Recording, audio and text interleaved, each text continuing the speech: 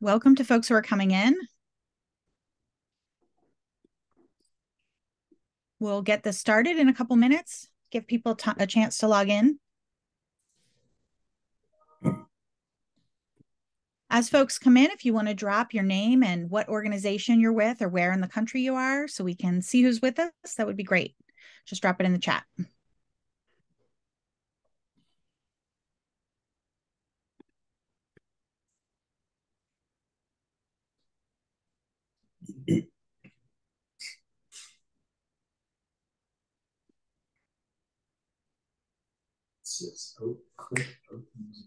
Hi, Sam.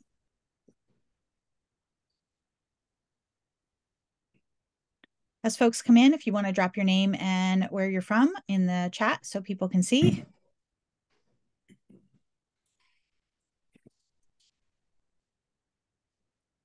Oops.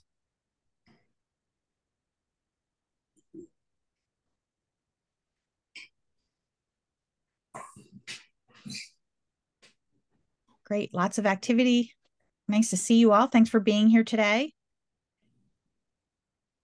It is 3 o'clock on the dot. We'll give folks a couple more minutes to log in. I am always the one that's scrambling to find my link for a webinar, so I'm going to give the people that are like me a chance to find their link and get on.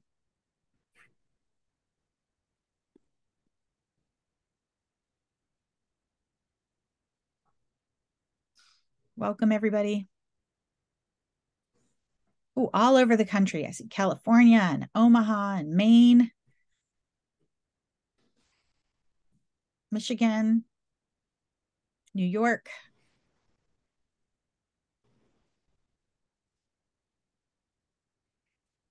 Delaware and Virginia. I feel like most of you are probably too young to remember this, but Romper Room, the Romper Room lady that would say, I see you out there, Billy and Jenny. Welcome, everyone. As you can see, we're asking folks to put their name and their organization or where they're from in the chat.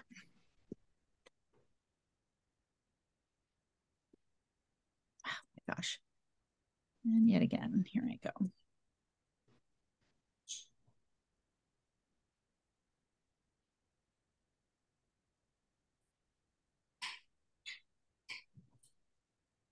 All right. Give it another minute.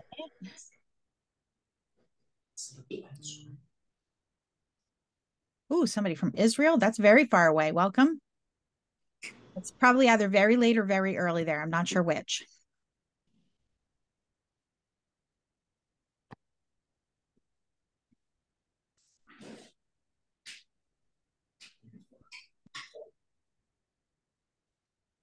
Welcome, everyone. See, we still have folks coming in at a pretty good clip. Give it another minute, and then we'll get started.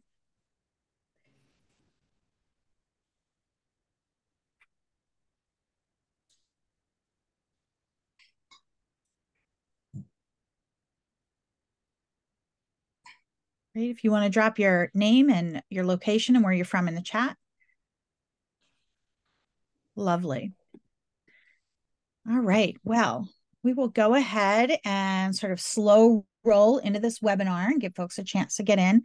Thanks, everybody, for being here today. Today, we're going to talk about onboarding food donors and launching with a food donor and how to set yourself up for success. With us today, I am so pleased to have my good friend, Steve Dietz from Food Donation Connection with us. I am sure everybody on this webinar is super familiar with Food Donation Connection, but if you're not, Steve, do you want to just give us a quick little intro about Food Donation Connection? Sure. First of all, thanks for having me. I appreciate it. It's good seeing all the people we know on this webinar. Food Donation Connection basically manages food donation programs for donors across the U.S. and actually in several other countries. We've been doing it for about 31 years, and we manage it from the donor's perspective, including we do all the tax valuations for the tax benefit and all that for our donors as well. Wonderful. A few housekeeping notes before we get started. As you have questions, if you can drop them in the Q&A as we go, not into the chat, because we will just lose those. Those end up, lost in a scroll of names and messages. We'll be recording this presentation, and that will be emailed out to everybody who registered within the next couple of days. And then at the end of the webinar, we'll provide some links for you, a link for signing up for the December webinar, as well as a request for a meeting follow-up. With that said, so Steve, you just gave a really humble introduction about Food Donation Connection and what you do with them. You guys really have a great relationship with donors, and not just like a few donors, with a whole lot. When I asked you for some numbers, you said 16,000 plus donor locations across the country. Is that right? That's crazy. That's correct. Yeah, that is so many donors. And I know that you personally have trained and onboarded a lot of those. Again, 3,000 plus locations. Yeah, that is Absolutely. that's an incredible number. And I know I've really learned a lot from talking to you about donors and what donors are looking for, and how to work well with them. So I'm happy to have you here today. My first question for you is, why do we care? Why is it important to optimize the onboarding process, to really think about how you're going to even approach donors? Why does this matter? I think it's really important because I think we all know, being in the marketplaces and with all the people I saw logging in, we all know there's food out there. There's lots of food still out there, and it's our responsibility to help get that food to those people. Unfortunately, donors don't always just wake up one day and say, "Yeah, I'm going to do the right thing. I'm going to find somebody and donate my food." It just doesn't work that way. And I think that the key process with this is you have to make it successful the first time, because you probably won't get a second chance to do it. Most of these donors have preconceived issues in their mind to start with before you even bring up the discussion about it. And if you don't address those and hit them head on and try to proactively deal with them, you may not even get a chance to test a location in a group of stores. So it's important that you don't give up. It takes a lot of time. Just be patient. Okay, great. Now, again, I learned so much from you. What are donors looking for when we think about creating this process for both approaching donors to get them to donate to us, as well as creating a program that works for them? What do they want? So simple, right? It's got to be a seamless, easy process. They already are busy, and I don't care if it's a restaurant or a grocery store or a convenience store. They're short staffed, they're swamped. It's got to be simple and work into their existing process that they do. They'll always say, "I can't spend any more money on it." And I think that we all would agree. I know that we would agree, working in so many of these stores, it takes minimal effort. I'm not going to be naive and say it doesn't take any effort. But, to date, with all the donors we have, I don't know of one donor that has had to add any payroll to donate their food. We call it reallocated labor. And what we mean by that is, people kind of work it into their existing task and their jobs. Usually there's always going to be a champion at every donor. They'll volunteer and say, "I'll handle this piece of what we do." So it's got to really be easy for their staff to do it. And they want to save money. I hate to say it, but most donors say, "What's in it for us? Why should we do this?" Yeah, it's the right thing to do, but what's in it for us? And the tax benefit can be very significant depending on the donor. So you've got to show them not only is there a tax benefit, but they can save in their compost hauling. Compost hauling is one of the few things that is done by the ton. They charge the donor by the actual ton, not whether it's a dumpster full or not. So if you can pull several hundred pounds or 1,000 pounds out of a compost bin, it really does save them money immediately outside of a tax benefit. And then I think the last thing is, and it's probably one of the most important, is they want to show their community that they support their community.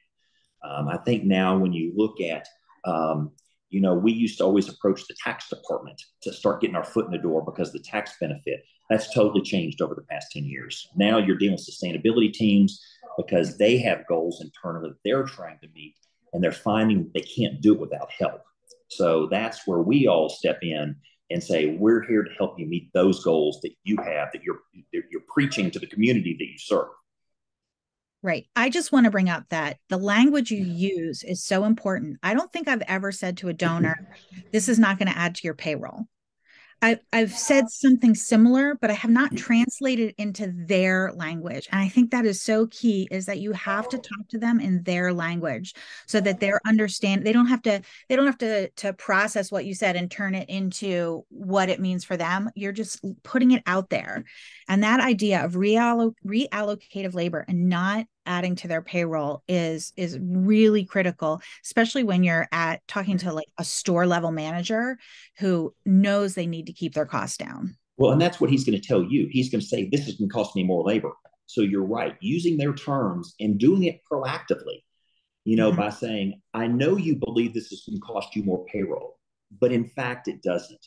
Right. Our experience with our other donors and the groups that we all work with, we share stories and we know for a fact you're not going to spend more money on payroll to do this good work. That's amazing. And so once you get the foot in the door, right? Once you kind of have laid this out for them and they're bought in, they're like, yeah, we're gonna donate, right? Why don't you just say, okay, we're going to show up on Tuesday? Talk me through what the process is for onboarding them and why you don't just start. Well, I'm going to take a step back because it's not so easy to get your foot in the door for them to say yes. And Okay. there's some key things that you really need to do Okay. before you even get your foot in the door. And really, a lot of that is you need to research the group that you want to talk to. You need to understand what business they're in, how they do their business, what types of things they carry. I do a lot of research on their websites and look at their sustainability goals to see what they're telling the public and their shareholders what they want to do. And I do a lot of stealth work. I go into stores all the time and just start talking to the staff. They don't have a clue who I am. I would tell them if they ask, but they never ask. And I'll just ask questions like, do you all currently donate all your food? And, if they say, yeah, we donate some of it. Well, okay, let's talk about that. What do you mean by some of it? You know, so many groups now, even in California with SB 1383, where it's required by law, a lot of them are doing the bare minimum to say we're donating. And so I've Yeah. stopped asking, do you have a donation program? I've now started asking, do you have a comprehensive food donation program? And I will say, by that, I mean, are you donating every possible thing in your store that could be used in the community? And that tends to stop them and they start going, well, let's talk about that. Maybe not. And say, that's where we can help you get it all. So it is important when you start to talk to them that you do understand who they are and what they're about. They Right. don't know who you are in many cases. And you've got to start building that rapport with them that you are concerned to help them do the right thing and you want to work with them, not for them. I love that idea of going in as a secret shopper. Not only does it tell you what they're really doing and what they think they're doing, but it kind of helps you get to know them so that when you approach the donor, you can show them, I know who you are. I'm not thinking of you as a monolith, just some store that can do something for me, but I know who you are. Yeah, I went and met with a grocery chain not too long ago. And when I met with the executive team, the senior VP was in there. And I said, so why don't you tell me how your food donation program runs now? And then let me fill you in on what's really happening in the field. And he Yeah. stopped and looked and he said, well, what do you mean by that? And I said, well, I've gone to a dozen of your stores and I've talked to the teams in all those stores across different parts of the country. And I know what they're actually doing. So tell me what you think they're doing. And it was not the same. So that paid off by going and talking to the stores, and I gave them real facts, and I told them where I went, and they started backpedaling a little bit and started saying, "Well, wait a minute, maybe we do need to take a harder look at this." So it does pay it. It does, gives you good kudos, so to speak, without being arrogant towards them, but saying, Right. "I really do understand what's going on in your store." Right. Absolutely. All right. You Planning. know, yeah. So as you start to work with them, you talk to them why they do or do not donate. And if they do donate, then you get into the are you donating everything? But if they say we're not really donating and say, well, let's talk about that. I know you're probably concerned about payroll. I know you're concerned about space. I know you're probably concerned about all these things and the food safety. You can't ignore the food safety piece. Yep. So let's talk about how we've been successful with other donors we work with to make sure all those things are addressed. And so now I've brought it on the table up front. They haven't had to tell me their concerns. I know their concerns, which gives you, again, credibility that you understand what they're doing. as a company. So you always listen to the concerns they have. You understand and you're empathetic. You have to be empathetic, because if you're not, they're going to tune you out and you're done. And you have to start all over again.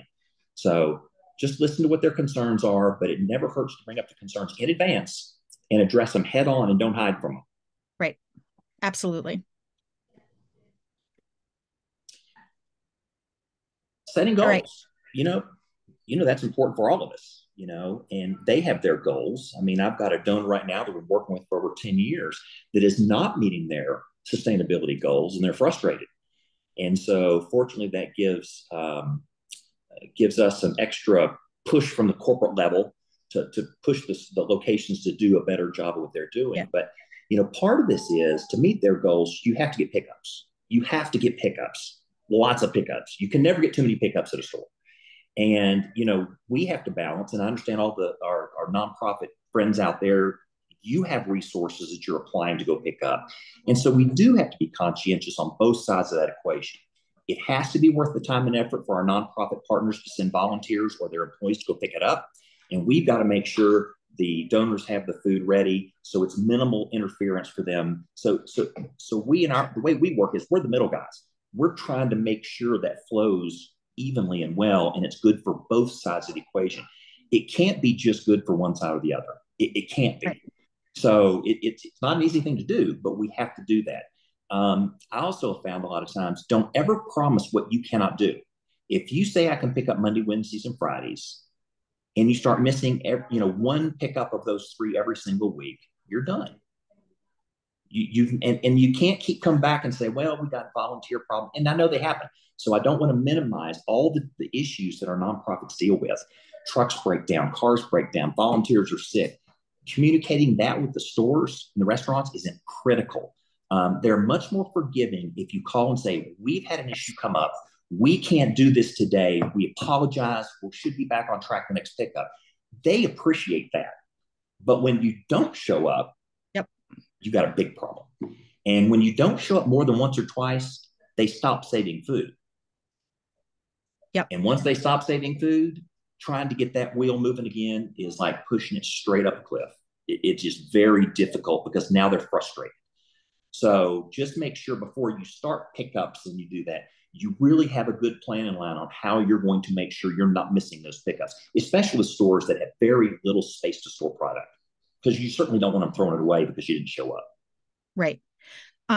Yeah, I find that you're better off starting with you can call it a small pilot to test viability, and start with 1 or 2 days a week and say, we will work towards getting you on that full 3-day-a-week schedule that you want, but let's go slow so that you can deliver and you can build your resources as a nonprofit to get them to that 3-day-a-week, than to say, absolutely, we can do it starting tomorrow, and then fail. You're failing to deliver on that promise is the death knell for a relationship with the donor. Yes, totally agree with that. And I think every one of us have experienced that. Absolutely. We all have made that mistake before. So, that's how we know. Well, in a lot of cases, when you talk to a new potential donor, you're going to hear them say, well, we tried it before and it didn't work. Well, why didn't it work? Because the nonprofit didn't show up. I take that with a little bit of a grain of salt. I know that's probably part of the problem. But it probably was also the agency got tired of showing up and had nothing to donate. That's the opposite end of that. So, we basically try to make sure they both hold up their end of the equation here. Yeah. The donors got to do what they say they're going to do, because we try to make sure our nonprofits do what they say they're going to do. So it goes both ways. That's one of the reasons I really like this idea of goal setting together with the donor, because you've got something to go back and revisit. You can say, I've showed up. We showed up. We were there 3 days a week, every week, week in and week out, but your store isn't donating. And I know you really wanted to be at that level. Like, what's the problem and how can we help you fix that? What will work better for you? And it's, if they've already stated, this is what they want to do, this is what they think they can do. It gives you a benchmark to evaluate in a month, in 2 months, to make sure that everything is working smoothly. Absolutely. You look at the trend, and I know all the nonprofits pretty much keep records of pounds that they pick up. In a lot of cases, it's by category, if it's a grocery store or whatever. And I think sometimes as you build that rapport with your donor, talking to them about opportunities that you see from your end. Yes. So if you aren't getting any produce from a grocery store, there's a big problem. Yep. There is a huge problem. First of all, it's their biggest expense in compost hauling, but they're not donating it to you. Right. So, they're nice ways you go and say, hey, we've been picking up for a while. The one thing we've noticed is, we have other donors that donate quite a bit of produce, and we see you're not donating any produce. Can we talk with your produce team and see what we can do to help them get that produce out of that compost bin and into the bins for us to pick up and deliver to the people? So and that shows you care about their business, and you're not ugly about it. You're not demanding about it. You're just showing them that you're paying attention to what's going on, and you're trying to help them reach those goals. Yeah, absolutely. And one thing that we've that I'm just going to interject here, that if you're looking to grow your program and you feel like you've got a pretty comprehensive presence in most of the donors, are they donating everything they can? Because most donors aren't. And you can go in and you can say, look, I see you're really good on produce or you're really good on bakery, but where's your dairy? How can we help you increase what you're donating in these other areas? So in some ways, that sort of goal setting and onboarding process is something you can revisit throughout the relationship that you have with that donor by looking at those stats. Absolutely. And I think too, a lot of times donors have this misconception that there are things that are illegal to donate. Mm-hmm. I mean, I ran into that about a week ago where I had a donor say, we can't donate milk. Why not? And they're talking about the massive expense to get rid of their milk because they can't put liquid in the dumpsters and the compost. So, we had a long discussion about it and started looking and said, oh, well, we heard, well, who told you? Well, I don't remember who told us. So part of it too is showing your expertise as the nonprofits, because you know this stuff better than anyone, really.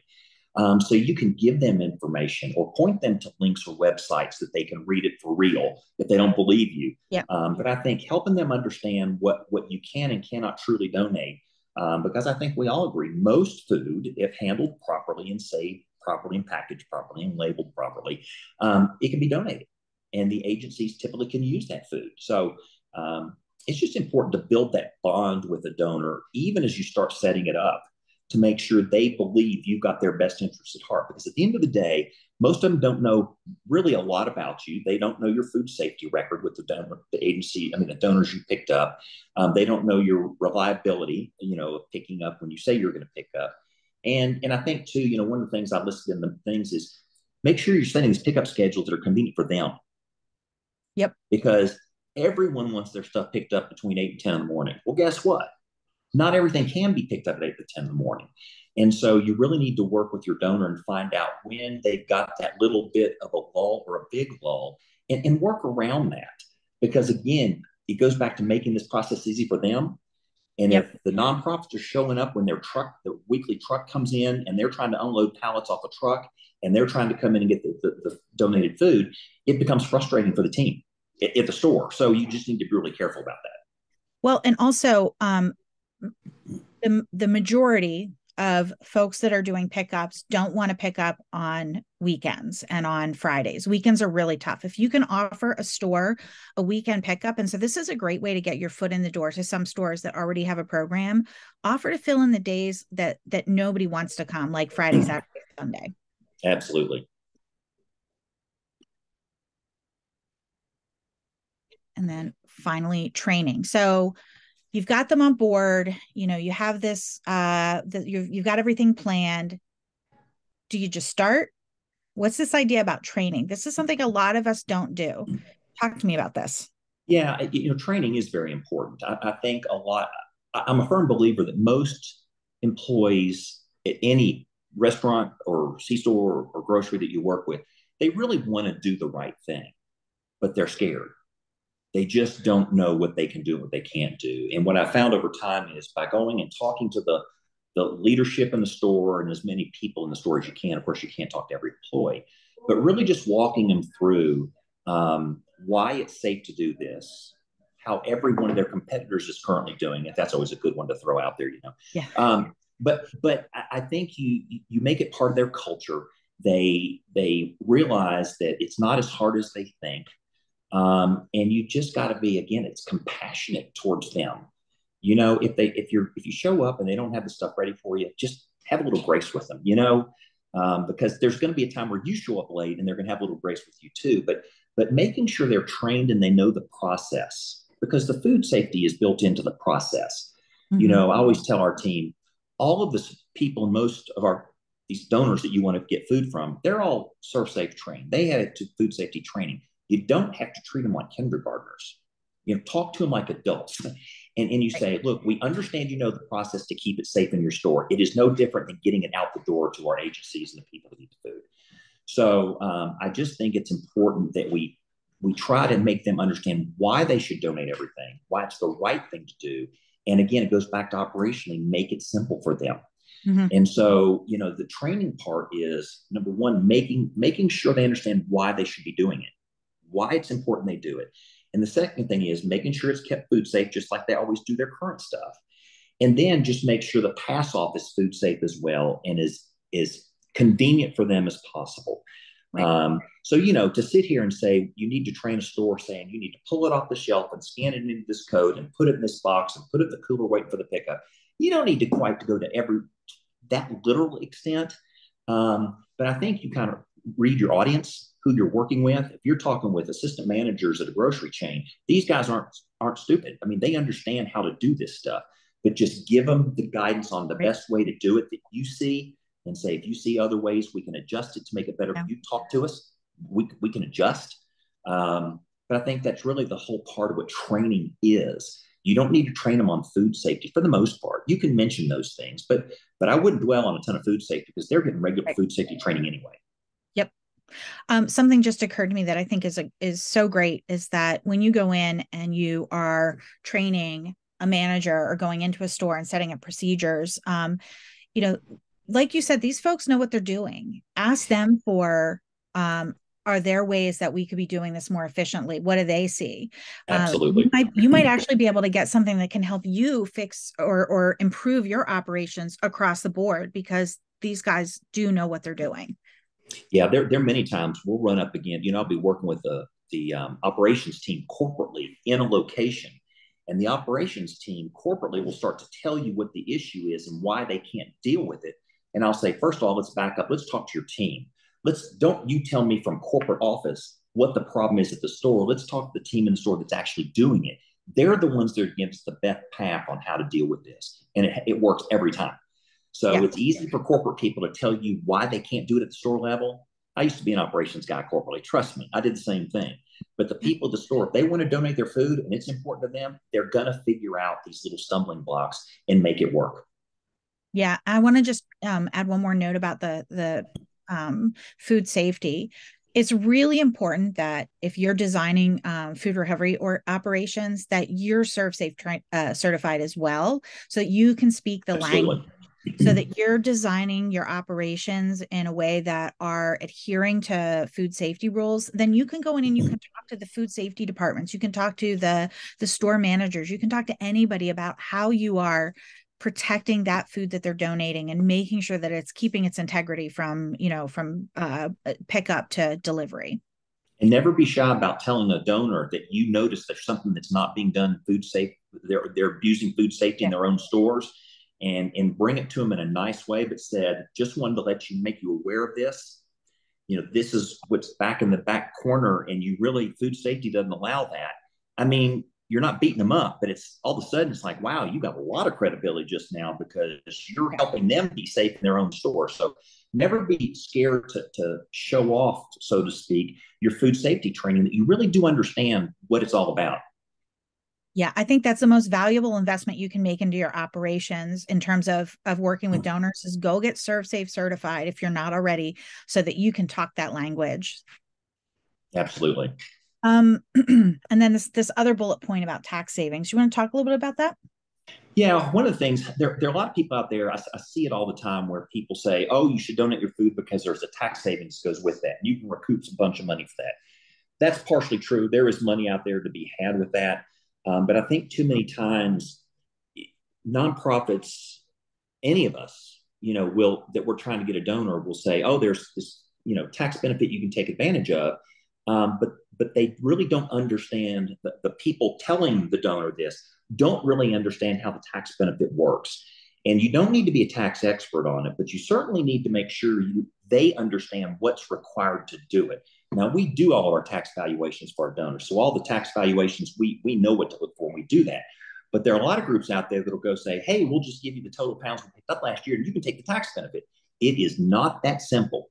There's a lot of work that goes in, depending on what kind of business you're in, to get the valuation that the IRS is going to not come back on audit and hammer you and disallow your tax savings.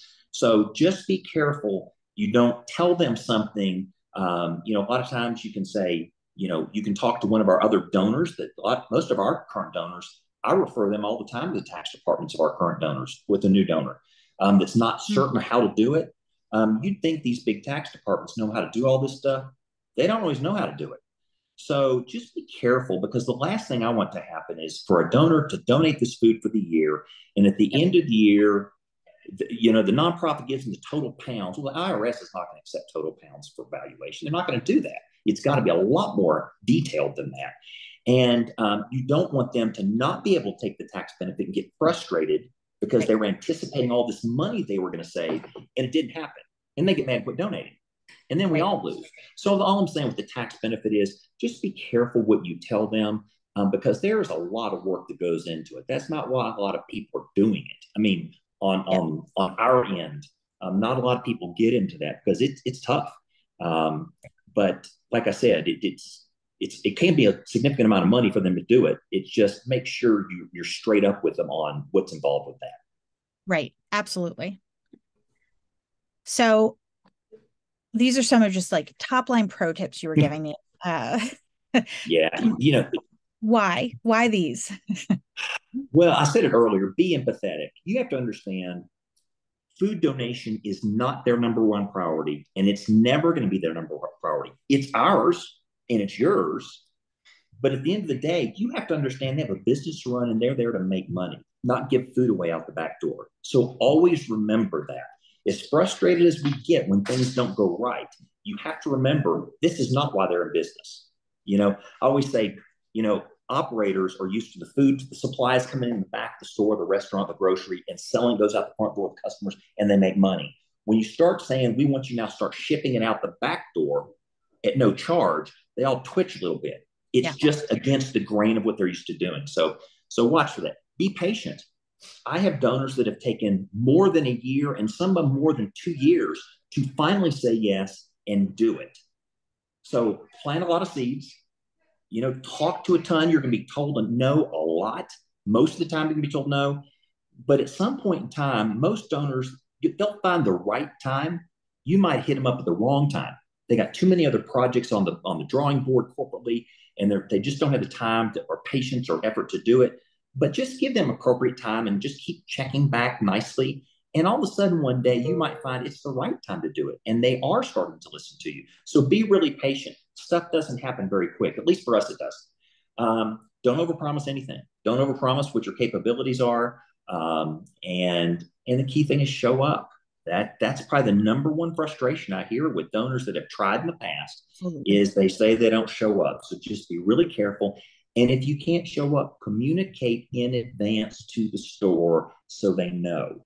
And they will be a lot more pleasant about it as long as it doesn't happen every single week. And like I said, they'll give you a little grace for that. But it's when they don't know and they get frustrated, it's hard to fight back from that.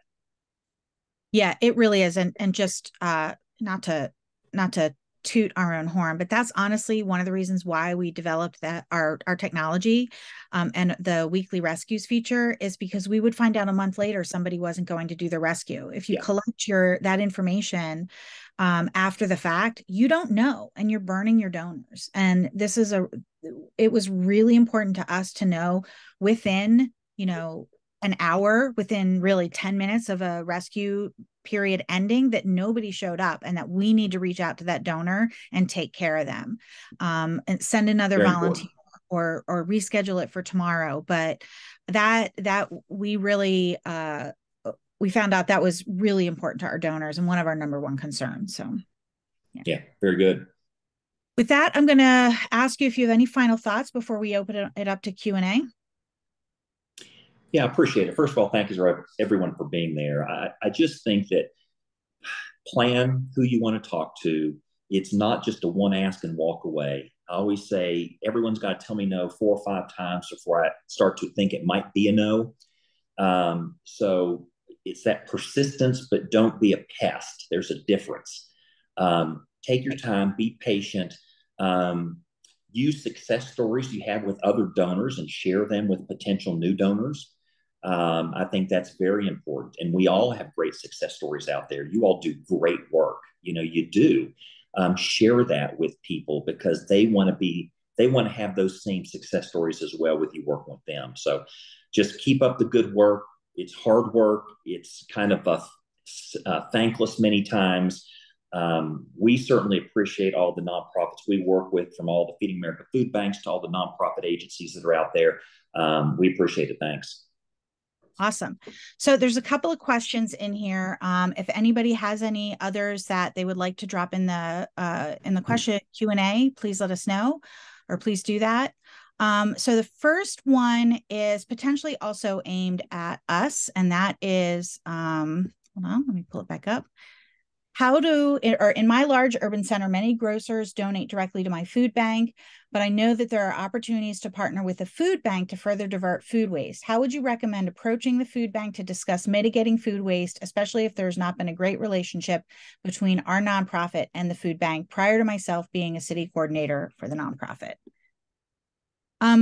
Yeah, I can talk about that a little bit.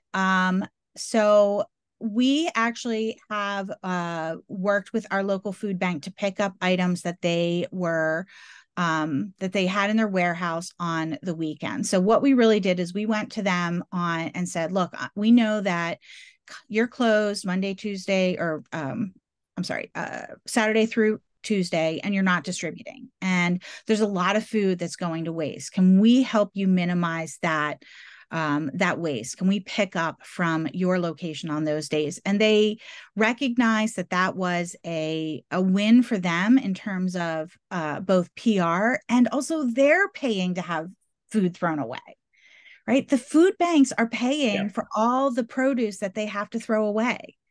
Being able to help them mitigate their waste costs by picking up is a win for everybody. So that's one way. It does take a lot of conversations, because you're right, there's not always the best relationship between the food bank and the food recovery organizations, but that doesn't have to be that way, right? You've got common goals of ending food waste, of feeding people, approaching them from that sort of shared goal and not trying to displace them. Offering yourself as the and, not the or, is a great way to kind of make headway there. Any thoughts on that? I think you're exactly right. That's a perfect way of doing that. I know there's several food banks on the call. I saw a lot of them logging in. We work, I think, with most all of them. And what I'd ask the food banks is, we don't want everything to be a competition between, like you said, make it an and, not an or. That's really a great way to approach that. What I would ask the food banks is just have open ears when there are things that can come up that don't interfere with your process or your program. But at the risk of good food being thrown away, where you can't take care of it, God, there are just too many groups out there that can handle that. So, just let's all try to work together and help alleviate a lot of this problem. And wasted food is a huge problem. So together, we'll all try to figure it out together. But that's pretty much what I'd say. But your example is really good. Yeah. And I just kind of building that relationship over time as being cooperative, not competitive, is helping them by getting that food that's still good, but sitting in their warehouse and isn't going to make it till Tuesday or Wednesday. Getting that to places that can use it over the weekend is a big benefit to them. So start somewhere like that and see what you can do. From Kelly Doyle, is there a better time of day to stop into a new location? Have these principles for food rescue been used with clothing or household goods? That's an interesting question. But in terms of the better time of day, what's your thoughts? I really think later in the afternoon tends to be a little bit better. The trucks have been delivered, there's some stocks out, they've finished, if it's a restaurant, they've done their breakfast and lunch business, and they're kind of in a lull in the afternoon. Grocers are very similar in the same way. They start doing restocking work. In fact, I'm sitting in a grocery store right now in their conference room in Lake Tahoe, working with them, and they are, they had time this afternoon. Thank goodness, let me use their space. But yeah, a little bit later in the afternoon, I think tends to work better than in the morning because it's pretty much chaos getting ready for the day for anybody earlier in the day. Absolutely. And be ready to turn around and walk out if they're not up for it. If they're busy, ask them, do you have a couple minutes? If not, I can come back later. Don't just launch into your pitch and expect them to be there and ready to help you and answer your questions, because oftentimes you don't know what's happening. They could be super short staffed that day. And for heaven's sakes, do not go visit them the week before Thanksgiving or Christmas. Yeah, hold off. Don't visit anybody. Wait for for a slower time. This is a crazy time for retailers. Timing is everything. Like I said, that's where that patience comes in. We talked about, and like you said, go the right time of day. If they're swamped in their store, even late in the afternoon, do it a different day. Just come back. Just wait till it doesn't look like there's chaos going on. Yeah, absolutely. I don't know of anybody. I mean, I know that there are some local groups. For example, here, there's a group that collects furniture for refugees, but I don't know if there's I don't know of anybody who goes and asks for donations of home goods from Target or anywhere like that. So if anybody knows of any, you can drop it in the chat and answer that part of the question. What is the best way to celebrate donors and their customers that their customers and communities can recognize?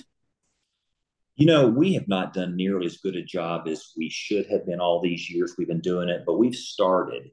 And we have a donor that we've been working with for just starting their 11th year now. And I went and had a acrylic statue, made at a local trophy shop, and it was $60. It wasn't a crazy amount of money, but it was 10-year anniversary of the food donation program and the partnership between this company, this donor, and us, and the donation of 45 million pounds, 38 million meals, serving those in need in the communities they serve. We thank you. And I gave that to the CEO of this company, and he said, we've never got something like that. And it sits on his desk, and this is a big company. And he sent me a personal text a week or two later, once again thanking me for what we had done for them. And I said, really, you all did it for us. You did it for your community. We're just helping facilitate it. But little things like that aren't that expensive. But I think everyone likes recognition. Companies are no different. So we actually do a pretty robust donor recognition program on social media where we have a template, we plop in their numbers, say thank you so much for everything that they do, and we are regularly recognizing the work our donors do there. I also want to encourage people that as you look to create a donor recognition program, think about the different tiers of people that are working with you at a location. So we work with Giant Eagle, which is a local grocery store chain. We give the corporate office their recognition of what they've done chain wide, a plaque, a certificate, a thank you, shout outs on social media. But we also try to recognize the store managers and then the department managers that are actually doing the work, because those are the folks that make it work every day, and don't forget about them. One of my favorite things to do is that a lot of sports team, in particular baseball, will give you either free or cheap tickets to nonprofits. We'll do a Giant Eagle Day where we will give tickets to make them available to all of the Giant Eagle produce managers and bakery managers to give to their team. We'll make the volunteers that are picking up from the Giant Eagle come in, and the nonprofits that are receiving the food, so we can have a Giant Eagle donor day at the ballpark. So there's lots of different things you can do to give recognition, but just remember all the folks that are involved. Yeah, that's great advice. One thing I will make sure people remember is you need to make sure your donor is okay with you posting publicly donation numbers. Thank you. Yes. Yeah, we have some donors that absolutely do not want their numbers out there, and they have all their reasons why, and that's fine. And you can still thank them without giving their numbers. 10 years of donating to your local community is perfectly fine.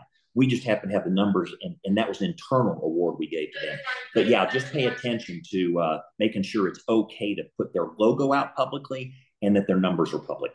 Thank you. That is a very good point, and that is something that that we do in advance of these postings, is make sure that they're willing to have those numbers and their logo posted. And if not, you can still recognize them, assuming they're okay with it, just without the numbers, like you said, 10 years. Stacy Fletcher asked both in the chat and in the Q&A. She has a restaurant that they would like to work with FDC. How do they go about connecting you to them? Email me. Okay, I'd be glad to have a conversation with you. Be glad to have a conversation with you. What is your email? Steve.Dietz, and that's Dietz, at foodtodonate.com. All right, I'm putting that in the chat. There you go. Thanks. What do you recommend as the best medium for first contact with a potential donor? Depends on the donor, and it depends on how big they are. Face to face, you can't beat a face to face. It is a lot easier for me to say no to you in an email than it is for you to walk and be standing in front of me in my place of business asking me to do the right thing. It's a lot harder for me to say no. So I do believe face-to-face shows that you're committed and it's important to you. So where you can do it personally, do it.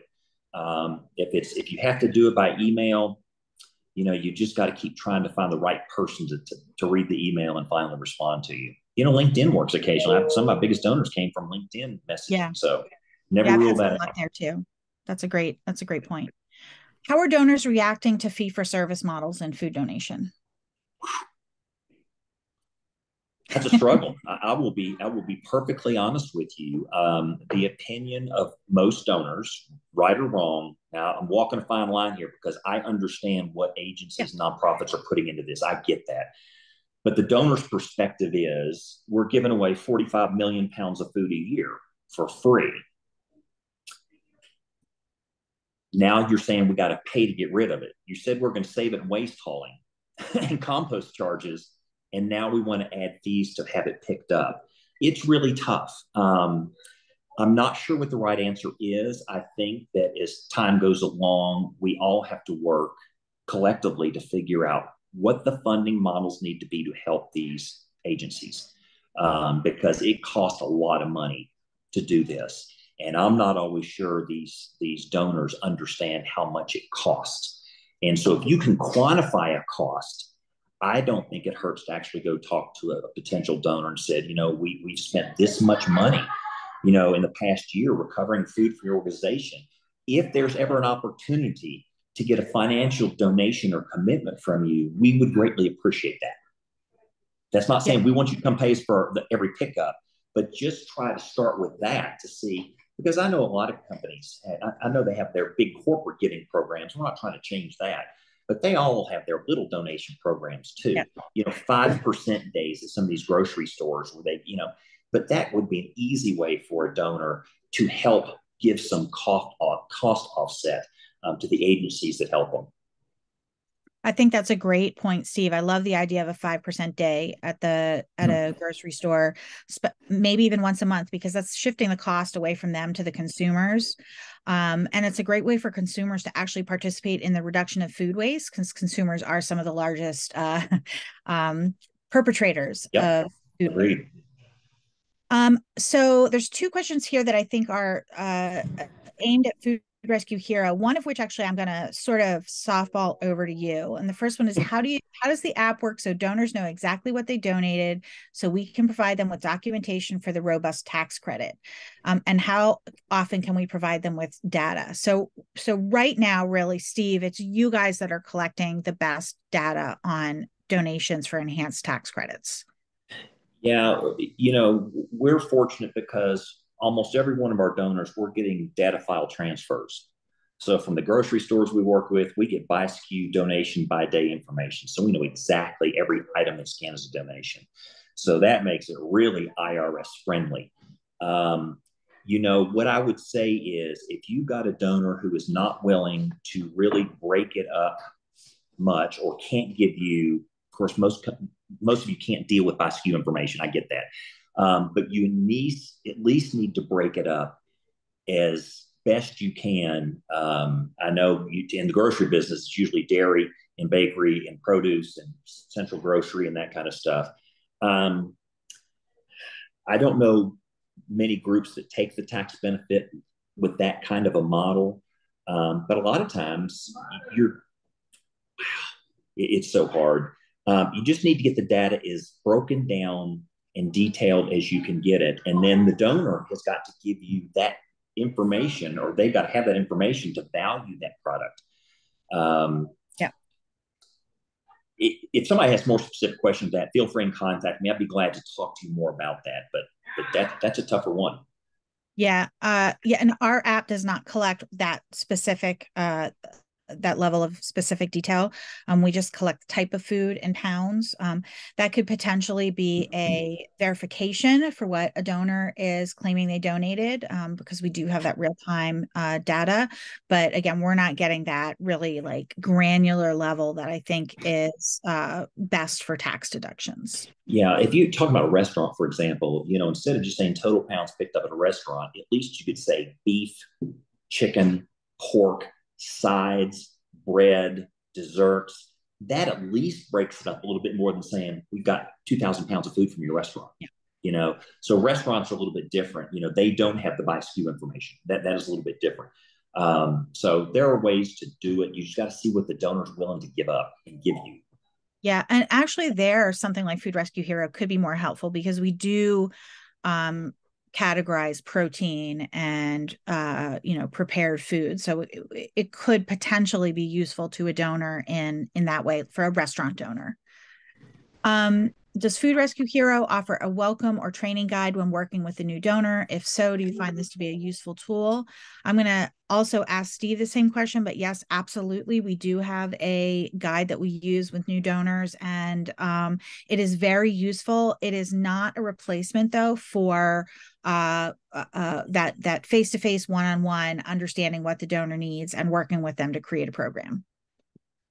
Yeah, we do provide donation guidelines with every one of our donors based on what type of business they're in. And, groceries get a certain type, and C-stores get something, airports get something different, universities get something different, and restaurants get something. They're all similar in lots of ways, but we do make those adjustments to make it very specific for what that type of donor is. Yep. And then final question. And before I get to the final question, I'm going to drop the link to the next webinar in the chat.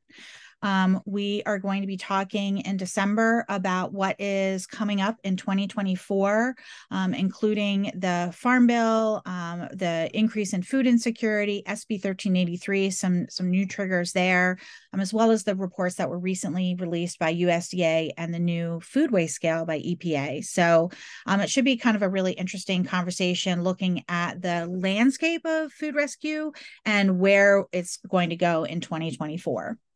The final question is, do you see that recognition of donation volumes by donors results in reduced food donation over time? In other words, is this leading to source reduction? What are your thoughts on that? I think that every donor will look at their data in some fashion to see if they can do better at reducing at the source. And that's what we all preach, right? Reduce at the source. We're just trying to get what's left. So I think that every donor at some points, donations tend to come down a little bit, but they go up a lot longer than they start to come down. In other words, we're always finding more and more opportunities, I think, for them to keep adding to what they're doing before they really do peak out. But we do have donors we've had for 19 years, and their donations have started tapering down a little bit. But it's really just because, COVID really changed a lot. You look at restaurants that used to have these vast menus, and when you have a vast menu with big assortment, you've got lots of waste just because of so many different ingredients they have. COVID caused them to really reduce their menus down to pretty straight line menus, and they never changed. So, for them, good for them, they've reduced their waste. Bad for all of us because it reduces what we get.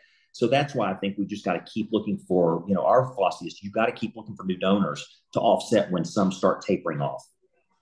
Yeah, and I think we noticed in 2021 and 2022 a decline in donations, and part of that was supply chain issues. And we talked to some of our board members who are who work at corporate restaurants, and they were talking about the fact that there was a sort of a consolidation in the supply chain. So for example, pre-pandemic, you might have a local restaurant chain. We have Eaton Park in Western Pennsylvania, who would have a manufacturer make fries that were special for Eaton Park, right? If they didn't buy them all, then there was surplus that could be donated. Now they're going away from those really brand specific, say, frozen fries, and are going to more like just standard generic, I don't know, Gordon Food Service fries. So there's less waste happening there. And things like that were happening in the consolidation all over the supply chain in the last couple of years. So it's hard to say why we're seeing reduction, but I think that's a part of it as well. But to be honest, there's so much food out there. It's okay if it is reduced a little bit. If the grocery stores all maximized everything they were donating, they could actually probably cut the volume of all of that food in half and still be donating more than they are right now. Amen. I think that, we just want to walk that line of environmental responsibility as well as, what's good for the donors, and we can still rescue enough food to help people. Final word here, I think that's it on the Q&A, is, I'm sorry, one more. How far is distance is reasonable for a nonprofit to physically reach out to donors for food rescue donations? Can I answer that? As far as you have the people willing to go out and get it. Yeah, exactly. It may be 2 miles, it may be 20 miles. It really depends on what you have the resources to fulfill for them. Yeah, exactly. If you have volunteers or staff that can pick it up, and if you have somewhere to take it, it doesn't matter where it is. As long as you can fulfill those requirements, then, location doesn't matter. I dropped 2 things into the chat. One is a link to register for our next webinar. The second one is a link to follow up if you have questions about Food Rescue Hero and our technology. You can schedule a meeting with Jake Tepperman, who's not on this call, but he will be glad to talk to you about what we can possibly do together. Thank you so much, Steve, for your time today. It was so great to hear from you. I learn something every single time I talk to you, without fail. It's incredible. From you. Not me. Thank you all for coming. We do appreciate it. Thank you for your hard work. It's kind of like that, never get enough support, never enough thanks. But I got to tell you, we always appreciate and understand what you guys are doing. So thank you very much. Yeah, we are so grateful for you and for the partnerships that we have with you and that everybody has with you. Every time I talk to somebody in food recovery space, they know you guys and they appreciate you. So thank you, everybody, for being here and for your great questions. And we hope to see you at the next webinar. All right. Thank you. Thanks, everyone.